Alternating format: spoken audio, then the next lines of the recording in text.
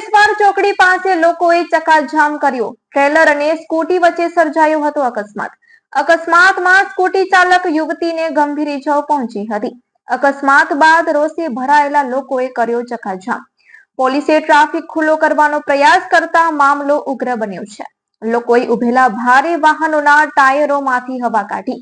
સ્થાનિકો જણાવી રહ્યા છે કે ભારે વાહનો માટે પ્રતિબંધ હોવા છતાંય બે રોકટોક ભારે વાહનો પસાર થાય છે।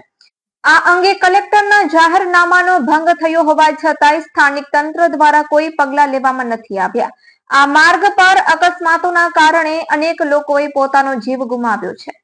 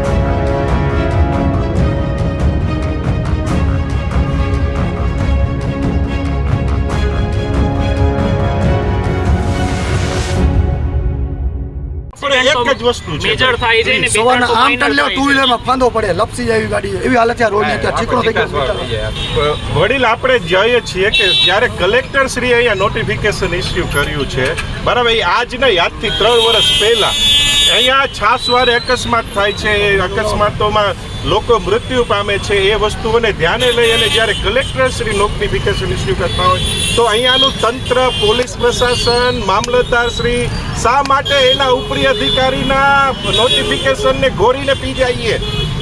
આ તો એના સુપ્રીમ ઓથોરિટીને આ લોકો ચેલેન્જ કરે છે। તો એ સુપ્રીમ ઓથોરિટી પાસે પાવર છે કે આ બરાબર હપ્તામાં રાજતા તંત્ર પાસે પાવર છે? એ જવાબ હવે કલેક્ટરશ્રીએ આપવાનો રહેશે।